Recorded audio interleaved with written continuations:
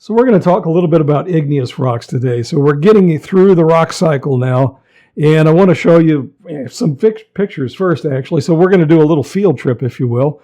This is to Missouri first, and then we're going to go on to other places and even around the world a little bit here. So this is a rock that's exposed at Elephant Rock State Park. There's a couple of quarries there. They mine the rock out of there for monuments and markers and things like that. They even crush some of the rock around here to put it in the road. So all of the roads in that part of Missouri tend to be kind of a reddish cast or a pinkish sort of road. But they mine the material out of these sort of quarries here. And so that is a type of granite right there. I think it's called the Graniteville Granite, which is kind of an unusual name to name a rock after a town that was named after a rock. But the Graniteville Granite here is exposed at Elephant Rock State Park.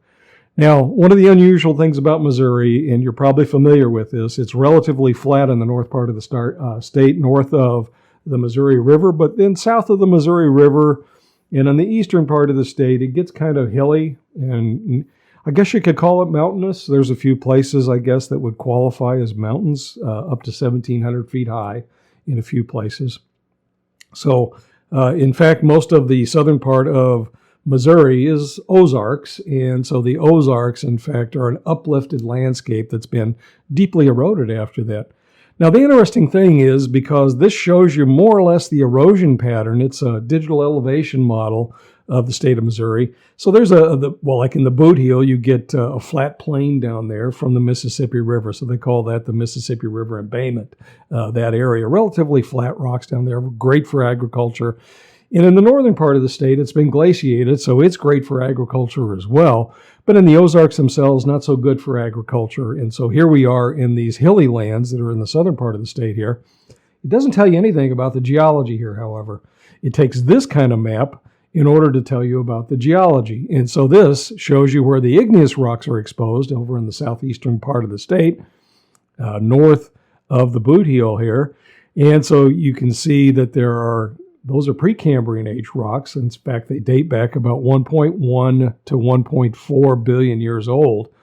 And the rocks surrounding that are about 500 million years old. And then the rocks surrounding that are about 400 million years old. And the rocks around Springfield, in fact, are about 350 million years old. And if you get up to Kansas City, those rocks are about 300 million years old. So we give different age names to these things. So we say Cambrian, Ordovician, Silurian, Devonian, Mississippian, Pennsylvanian, and we don't get any rocks that are younger than that, except in the boot heel where there's a little tiny bit of Cretaceous, and of course in the river valleys where you have modern sediments going on. So that's the yellow on this map. That's a geologic map. Very colorful maps, but they tell us a little bit about what's going on there. And so it kind of helps explain why we have those high mountains in the southeastern part of the state, because they're igneous and they don't erode very easily. So here's what they look like up close. This is at Elephant Rock State Park, and you can actually see some of the crystals down below on the lower left-hand corner here. You can see the kind of knobby texture on that sort of rock. And those are actually crystals that are sticking out off that surface of the rock. This rock has been fractured, and those fractures have been preferentially weathered, and it leaves behind these sort of like wide areas. You can actually see somebody walking down at the bottom there, right? And so this is a young lady who's contemplating jumping over that crack there. And so you can see the landscape. It's kind of hilly in the far distance as well. Well, that's going to be igneous rock as well. So this is just happens to be one exposure where you get a little bit of granite exposed around that surface. Now, this is the Graniteville Granite. Very unusual name, but the Graniteville Granite goes around the world, really. It's used for monuments and all sorts of things. And this, I tried to make it a little artistic here, but you can see what some of the so-called elephants really are. They're actually just the weathering erosional remnants of that granite where there have been cracks below it and above it and in between these things. And so that material weathers away eventually, and it leaves behind these sort of roundish boulders at the top of the hill here. So that's Elephant Rock State Park. And here's that young lady going through the lower part instead of jumping over the top there. And some students trying to push off that big boulder there. So that is Elephant Rock State Park. It's made out of granite. It's called the Graniteville Granite. When we go to Johnson Shut-ins, which is just down the road from there, like maybe 8 miles or so away, it's composed of igneous rock as well, but it's not a granite in this case. These are rocks that were actually extruded at the Earth's surface. We call them extrusive rocks, and so they're actually volcanic in origin. So above some of these magma chambers, there were actually volcanoes.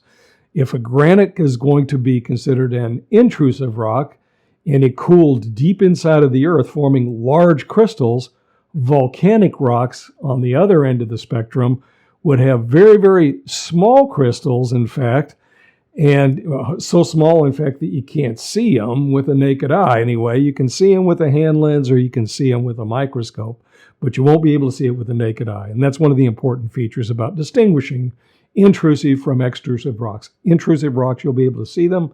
They have a texture we call phaneritic. In other words, you can see the crystals in it. For the volcanic rocks, they're going to be called aphanitic. That means you can't see the crystalline structure to these things. And so that's a volcanic rock here. And again, it's been fractured. And of course, in this case, it's been worn away by water, the activity of water here. And in fact, there's even a pothole here where you can see a boulder has rolled around and formed this sort of like chimney on the lower right-hand side here. And so with these volcanic rocks like this, we say they're aphanitic. Well, that's the inference we make. Because they're aphanitic, we say that they're probably volcanic. That's the interpretation we make.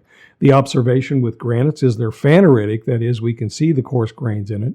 And so therefore, we interpret it to have cooled deep inside of the Earth, and therefore we draw the conclusion that it's an intrusive rock as opposed to an extrusive rock. And so intrusive rocks, we often refer to them as plutonic rocks. And so they form certain shapes, and those plutons may be large or they may be small, but that's what we call these intrusive rocks. We call them plutonic rocks. They have a certain shape when they're emplaced. Volcanic rocks, on the other hand, just explode at the Earth's surface, and you get a whole succession of rocks. It's almost like sedimentary rocks in some ways. These are rocks that have been expelled out of a volcano, and they come to rest, and in this case, they've actually welded into one another, and so this is what we refer to as a welded tuff here. You're going to recognize it also as a rock type. We're going to call it a rhyolite. And so it's a rhyolitic composition, in fact. So that's what you see right in the shut-ins themselves. I think it's the Black River that runs through this sort of landscape and carves out these joints like this. But in fact, if you were to cross over the river, you would see this rock, which is it's a granite. It's lacking some of the components we typically see in rocks like the Graniteville Granite. It doesn't have a lot of quartz in it. It just has a little tiny bit of quartz in it, but it's enough to call it a granite, in fact. And so that is potassium feldspar that you see here that gives it that sort of pinkish color. Now, the material that's on the right-hand side above the knife there, that's lichen. That's a biological organism. It's a consortium between algae and fungi, and they grow and they actually leach out some of their mineral nutrients out of that rock. And so you'll find that many igneous rocks are covered with lichen like this. And so Lichen. So lichen is the name of that sort of creature that's living on this rock. But that is a granite that's right next to it. That's what it's living on here. And that's a Johnson Shut-ins State Park. So that's very close to Elephant Rock State Park. These are rocks that would have cooled slowly, made crystals that are visible, so therefore they're phaneritic. And because they're phaneritic, we infer that this rock cooled deep inside of the Earth and that it's an intrusive rock. And so this would have been a rock that cooled in a pluton. If we go ahead and we look at some more rocks from this area, these are some more of the volcanic rocks here. And so if you go through that maze of riffles and rapids through the main part of Johnson Shut-ins, there's a beautiful pool on the opposite side down below what's kind of a small waterfall, I guess you could say. There's not much of a waterfall to it, but the water accumulates here. But it shows you some of those volcanic rocks, and they can be up to like 80 feet high, some of these cliffs here. Well, when this was actually forming 1.4 million years ago, when there was a volcano erupting here, none of that water would have been here. So that's all modern stuff that you see around this. And so the rock itself is being eroded. And so that's the erosional remnants that are left behind here at Johnson Shut-ins. And that's why it kind of restricts the modern day valley a little bit. And so igneous rocks are very resistant to erosion. Some of the other rocks you see here, there's a kinship kind of between volcanic rocks and sedimentary rocks. Volcanic rocks, even though they're extruded at the Earth's surface, they're sometimes subjected to the atmospheric conditions. And in fact, what you see here on the upper left-hand side are a whole series of small little particles that we call Lithophysea. Not a term that you need to remember, but you can think about them this way. When a volcano erupts, and maybe you've seen photographs of this, like in Iceland, where Hekla has erupted, and you can actually see lightning and things like that form in the clouds above those volcanic eruptions. You can actually get a lot of static electricity in these things, and so these things will actually form little stony hailstones, if you will, and those hailstones come back to Earth as Lithophysea. And so that's actually an airfall tuff. In fact, it's a type of rock that would have formed inside, the little particles formed inside of a cloud above that volcano, and then they fell out of the sky and accumulated like hailstones. And they got preserved, actually, which is really astonishing and spectacular in many ways. The rocks on the right-hand side, you can see ripples in them. And so that means that they're a water-laid tuff. So it's a little slightly different sort of interpretation for that. But again, it's an igneous rock because it was volcanic in its origin. That's what we go after when we're looking. It's like, was it igneous, metamorphic, or sedimentary? Even though it has some of the same characteristics, for instance, ripples that sedimentary rocks may have, it in fact is regarded as an igneous rock because it was erupted from a volcano first. That's where the particles came from. Now, this is actually a rock that's called tuff, and it too has a rhyolitic composition. In other words, it is a felsic composition that gives it that sort of pinkish or reddish color like this. And I did a little artistic thing down here at the bottom, but you can see that cliff that we were looking off of in the previous slide. But on the left-hand side, you can see some more cross-bedding, water-laid tuffs with this material.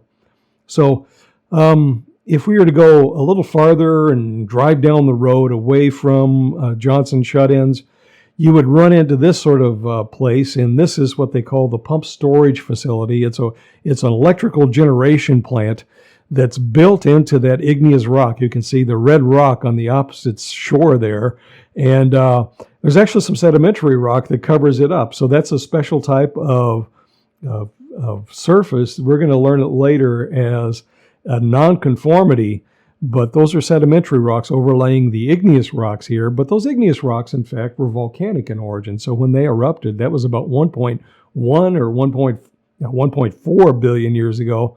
And the sedimentary rocks that are overlaying them on the left-hand side here, those are about 515 million years ago that they were deposited. And so here you can see a whole group of students we have on this field trip looking at the igneous rocks and some of the sedimentary rocks across the way there. Now, that type of rock right there is regarded as a rhyolite porphyry. So, in fact, it is a volcanic rock where you can see some of the crystals, but you can't see all the crystals. I'll show you a close-up of that. This is it right here. If you look at it, you can see the salt and pepper sort of aspect to it. The white specks in here are actually feldspar crystals, and the red ground mass, we call it, and that ground mass is actually made out of felsic material as well, but they're so small, those crystals, that you can't see them. And so that's what we regard as we would interpret that to be an extrusive igneous rock. And so it is a rhyolite, but it's a rhyolite tuff in this situation. It exploded from a volcano. But it is also a porphyry because it's a porphyry because of the larger crystals that you can see. Porphyry means that it has two sizes of crystals. Okay, so let's review some of the terms already that we've encountered here. Aphanitic means you can't see the crystals. Phaneritic means you can see the crystals. Porphyritic means there's two sizes of crystals. And so the sizes of the larger crystals that you can see would be the ones that formed in a slower fashion. So they had time to crystallize in these larger crystals. Then they got caught up in that volcanic eruption and deposited essentially as volcanic material on the exterior of that volcano.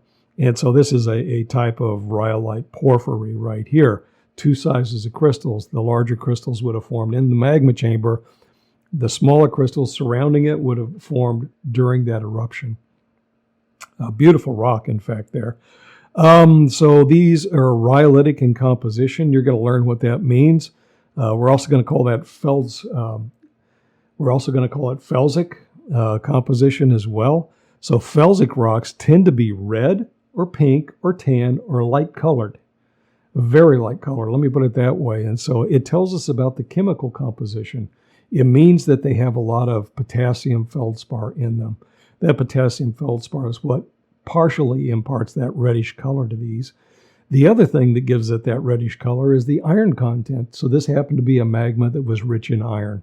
And so when it erupted, it leaves behind that sort of reddish color as volcanic ash, essentially. And that's what crystallizes to form what we call the ground mass, the area that is surrounding all of the white crystals in this image. And so orthoclase feldspar is the type of white crystals that are in this. And then the reddish background is the ground mass. Ground mass is what we call that. Okay, if you have volcanic rocks, you've already seen this kind of phenomenon before. Remember when we looked at Devil's Tower out in western Wyoming, we were looking at the rock cycle, and we said that their explanations were those grooves and everything? Well, those grooves, in fact, are what they regard as columnar jointing. And so these are columnar joints here as well. And this is in Missouri, so it's a lot like the things that you saw from Devil's Tower. And so these things cool from the outside close to the surface. And when they do that, they form these polygonal sort of patterns like this. It's a natural sort of phenomenon that's related to the cooling of that, in this case, a volcanic rock. So it's a type of rhyolite here again as well, that erupted and then it cooled very rapidly and you form these columnar joints like this. Now this is Hughes Mountain. So far you've been to Elephant Rocks and see the granite there. You've been to Johnson Shut-ins and you've seen both the granite and the volcanic rocks that are there, a variety of volcanic rocks, some of which were air-laid tuffs and some of them were water-laid tuffs. And you've seen that they have a rhyolite sort of composition. Then you've also seen the power generation station for Tom's Hawk there.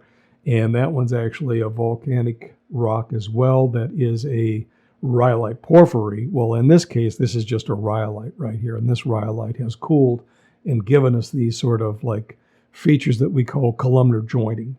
Columnar jointing. It's a feature that's related to the cooling near the surface. Okay. So that is pretty much the Ozarks part that I wanted to show you. Now, we do have some other igneous rocks in Missouri. I think there are like 80 or 90 different kinds of igneous rocks just in the St. Francis Mountains themselves. Different compositions of granites, different kinds of rhyolite.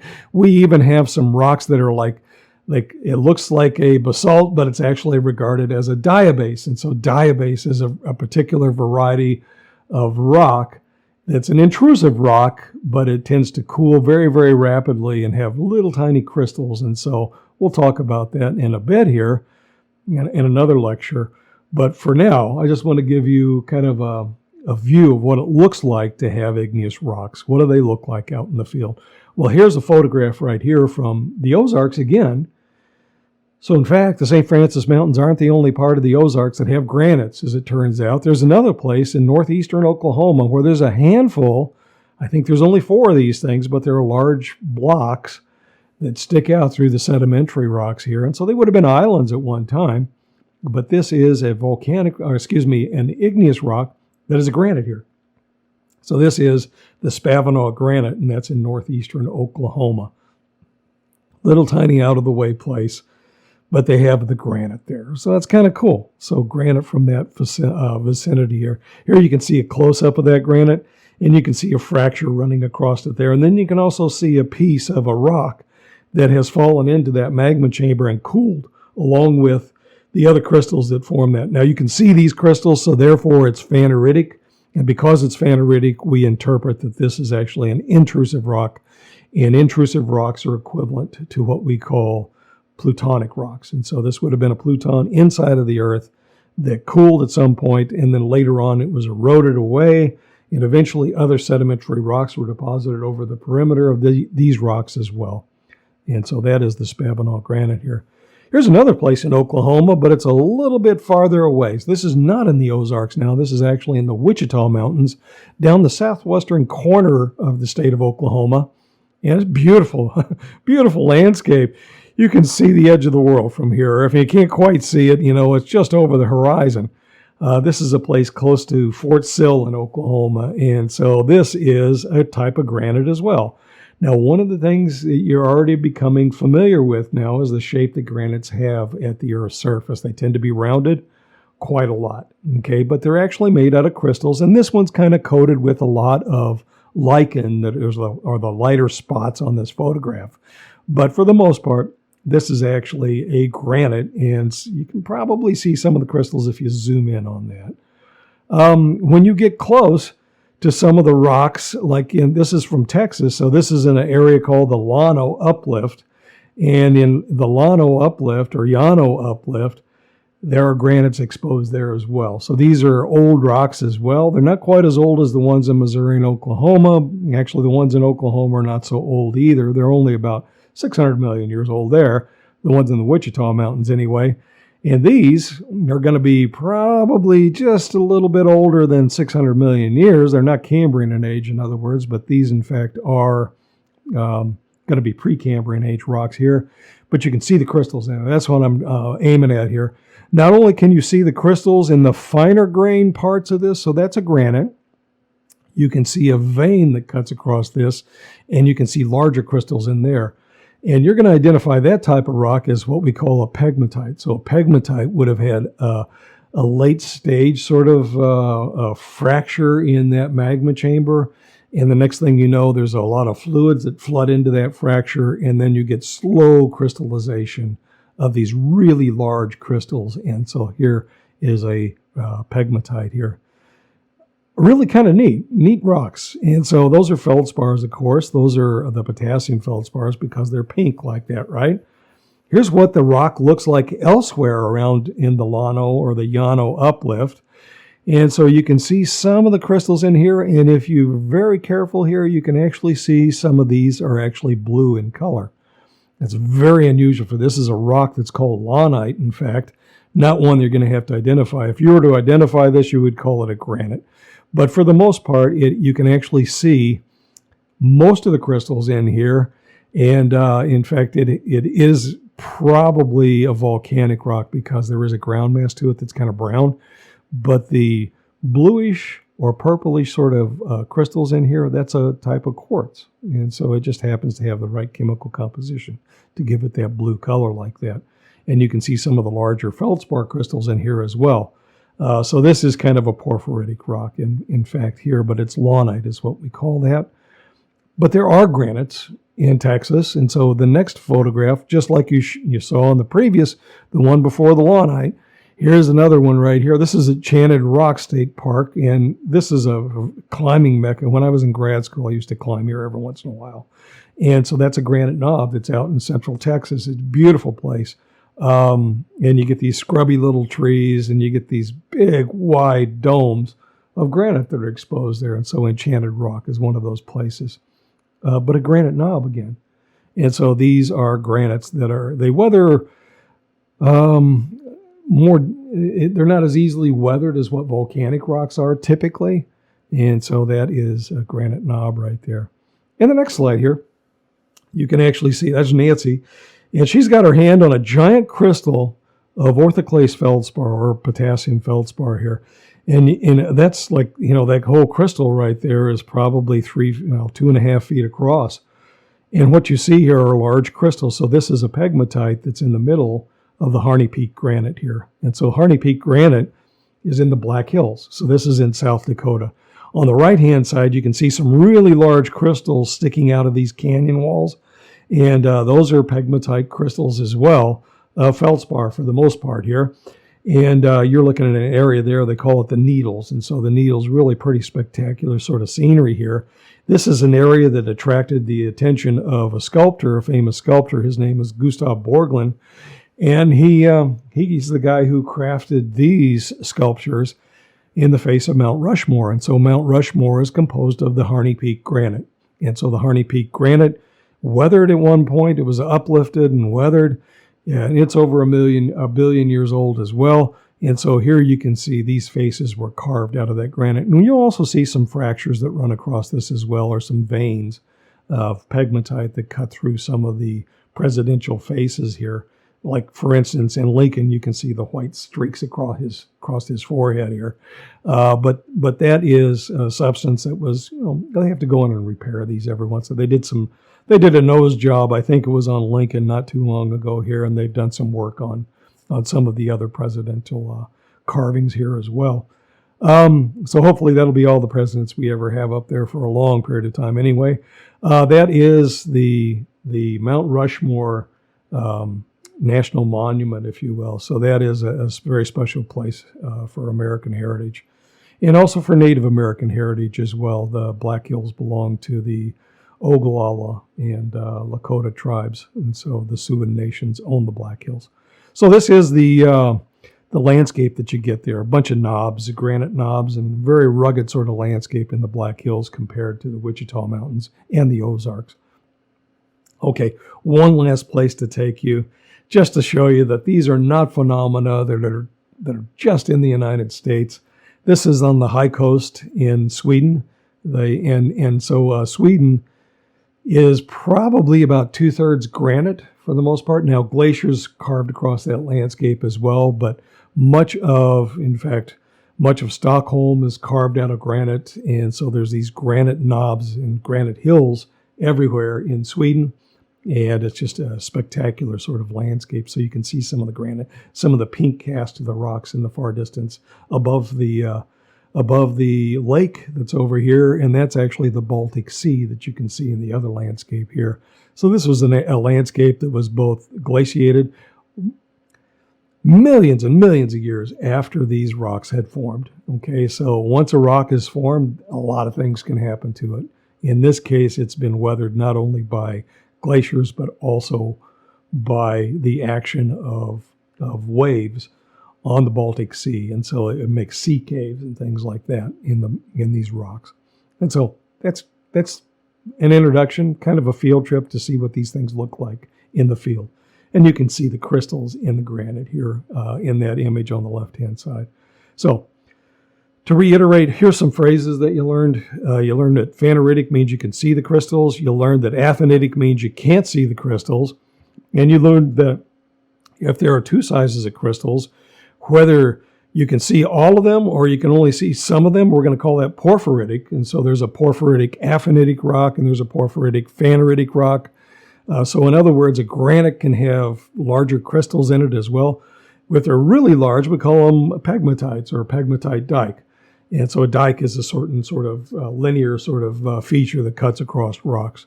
So that's a few of the terms.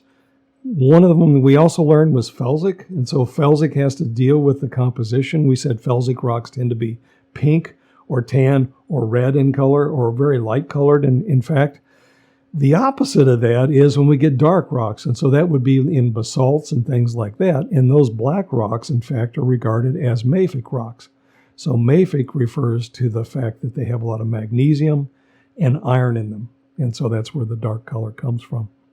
So that's an introduction and a little bit of a field trip to see a handful of rocks, really around Missouri, around Oklahoma, Texas, South Dakota, and now to Sweden. And so we're going to go on from here, and I'll tell you about magmas a little bit and how these things would have actually become differentiated at one point. Anyway, thanks. I'll talk to you in a bit. Bye now.